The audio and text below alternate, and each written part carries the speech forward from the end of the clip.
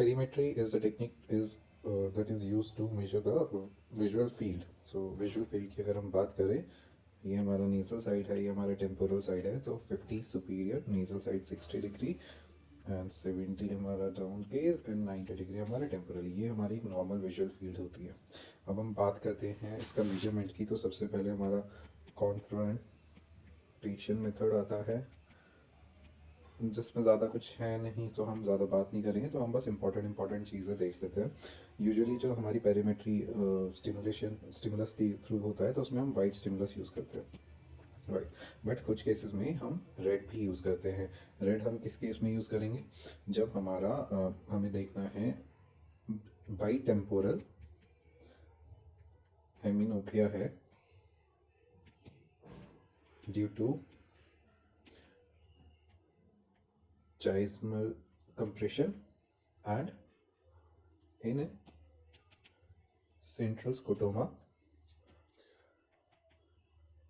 of retrobulbar neuritis, retrobulbar neuritis, ठीक है। सो red हमारा सब स्पेसिफिक में यूज़ होता है। उसके बाद हम अगर बात करते हैं ब्लाइंड स्पॉट की, तो ब्लाइंड स्पॉट हमारा हमेशा टेम्पोरल साइड पर होगा, टेम्पोरल साइड।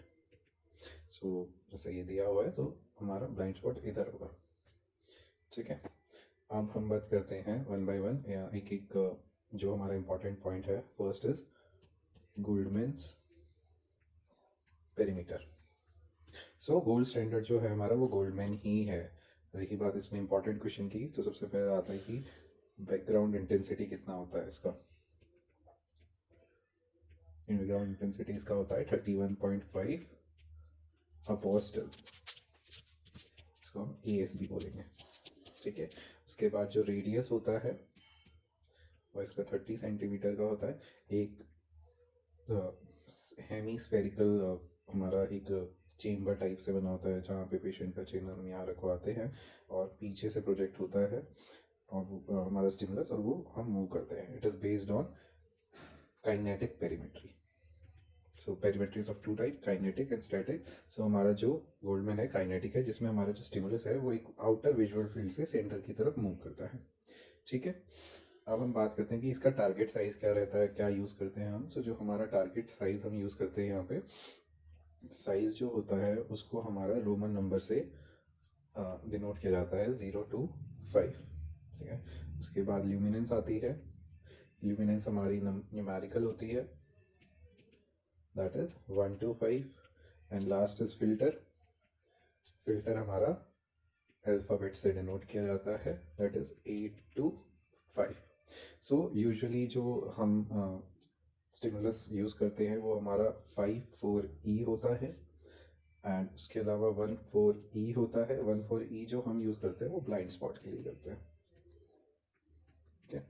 और 4,3-E जो हमारा 3, हम बार बार यहाँ पे न्यूमेरिकल बोल रहे हैं, उसका मतलब 4 mm का उसका साइज़ है, ठीक है। उसके बाद हम बात करते हैं HVF का। सेकेंड हमारा HVF है, हम्फ्री विजुअल फील्ड एनालाइजर। यहाँ पे अगर हम देखेंगे तो बैकग्राउंड जो इल्यूमिनेंस है वो हमारी 31.5 ASB है, और ये हमारा स्टैटिक पेरीमेट्री पर है, जिसमें स्टिमुलस विजुअल फील्ड पे एक पर्टिकुलर पॉइंट पे आता है और चला जाता है, कुछ देर के लिए आता है चला जाता है। 0.2 सेकेंड इसका ड्यूरेशन है। अगर हम स्टिमुलस की इंटेंसिटी देखें, तो इंटेंसिटी जो रहेगी वो रहेगी 0.08 to 10,000 ASB। ड्यूरेशन कितनी देर के लिए स्टिमुलस आ रहा है? 0.2 सेकेंड्स के लिए, ठीक है। यहीं एक ऑक्टोपस भी होता है। ऑक्टोपस इज बेसिकली आपका ऑटोमेटेड GVF, जिसमें की stimulus duration is just 0.1 second, ठीक है। जो हमारा टेक्निक्स होती है जो हम HVF में यूज़ करते हैं, उसमें एक टेक्निक आती है फुल थ्रेशोल्ड टेक्निक। ये यूज़ करती है ब्रैकेटिंग टेक्निक। जो हमारा थ्रेशोल्ड चेक करने के लिए ब्रैकेटिंग टेक्निक का यूज़ होता है। हम्फ्री में ये 4-2 यूज़ होता है और वहीं ऑक्टोपस में ये 4-2-1 यूज़ होता है। ठीक है। उसके बाद अगर हम बात करें HVF का जो एक बहुत काफ़ी इम्पोर्टेंट पॉइंट है सीता।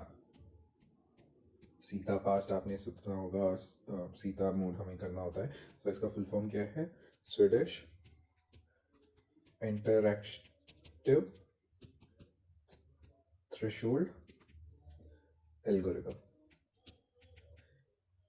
ठीक है। उसके बाद इसमें अगर हम बात करें तो इम्पोर्टेंट क्वेश्चन क्या बनता है, आपसे सीधा पूछ लेता है कि इसके जो हमारे मोड्स हैं, सेंट्रल 30-2, सेंट्रल 24-2, सेंट्रल 10-2 और मैक्युलर ग्रिड, इसमें कितने कितने पॉइंट हमारा यूज़ होता है।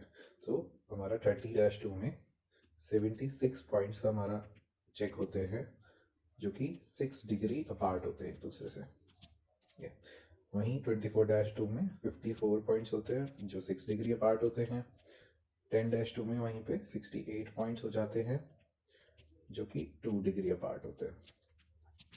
वहीं मैक्युलर ग्रिड में 16 पॉइंट्स हो जाते हैं और ये सेंट्रल 5 डिग्री फील्ड को मेजर करता है। यहाँ पे भी 2 डिग्री अपार्ट होते हैं जो स्टिमुलस आता है। उसके बाद अगर हम पैरामीटर्स की बात करें तो एक फिक्सेशन लॉस हमारा रिपोर्ट में आता है। Fixation loss, it should be less than और is equals to 20 degree. False positive, false negative, ये दोनों पैरामीटर हमारे लेस देन इक्वल्स टू 33% होना चाहिए। ठीक है। जो हमारा फोवियल थ्रेशोल्ड है वो अगर मेजर होता है 30 डेसिबल से over, that represent 6/12 visual equity. Done. उसके बाद हमारा एक GHT करके एक पैरामीटर हमारा रिपोर्ट में रहता है जिसको हम बोलते हैं glaucoma hemifield test. Glaucoma hemifield test. So basically हमने देखा होगा रिपोर्ट में कुछ ऐसा 2 फील्ड बने होते हैं, एक अलग एक अलग। सो बेसिकली इसमें क्या है कि ये कंपेयर करता है ऊपर का 5 क्लस्टर को नीचे के मिरर पार्ट से, जिसके बेसिस पे ये हमें जो रिजल्ट देता है वो आता है outside normal limit, border line, general reduction in sensitivity, abnormal high और विद इन नॉर्मल लिमिट्स, ऐसा रहता है। सेंसिटिविटी की बात करें तो जो हमारी सेंसिटिविटी होती है वो हमारी विद एज कम होती है। विद एज कितना कम होगा? 0.6 से 1 डेसिबल्स पर डेकेड ऑफ लाइफ, मतलब हर 10 साल में इतना कम हो जाएगा। ठीक है। उसके बाद हम बात करते हैं कि ऑक्टोपस हमारा क्या क्या फॉलो करता है। सो ऑक्टोपस में हमारे 2 मोड होते हैं। जैसे हमारा वहाँ पे सीता था, यहाँ पे हमारे 2 हैं, G1X, G2 और M2X।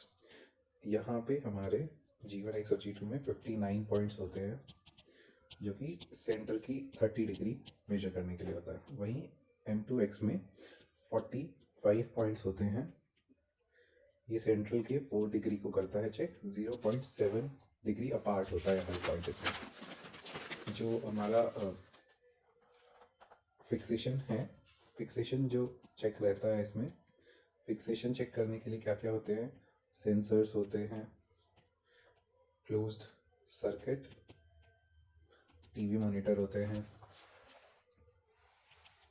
और एक हेजल क्रैकवर्क मेथड होता है। ठीक है। सो ये बेसिक इसी में से आएगा क्वेश्चंस कि कितना डिग्री अपार्ट होता है या कितना पॉइंट होता है, हमारा फिक्सेशन लॉस कितना होना चाहिए। ये बहुत इंपॉर्टेंट पॉइंट हो जाते हैं यहाँ पे, ये आपको याद होना चाहिए। स्ट्रेटजी की क्या यूज़ होती है 4-2 ऑक्टोपस में, 4-2-1 कितना हमारा रेडियस है, बैकग्राउंड इल्यूमिनेंस कितना है, क्या साइज़ होता है, ये सब इम्पॉर्टेंट है वैसे ही यहाँ पे ये ड्यूरेशन ऑफ ये स्टिमुलस कितना है, बैकग्राउंड इल्यूमिनेंस कितना है, ये सारे इंपॉर्टेंट पॉइंट्स हैं, तो ये तो याद होना चाहिए।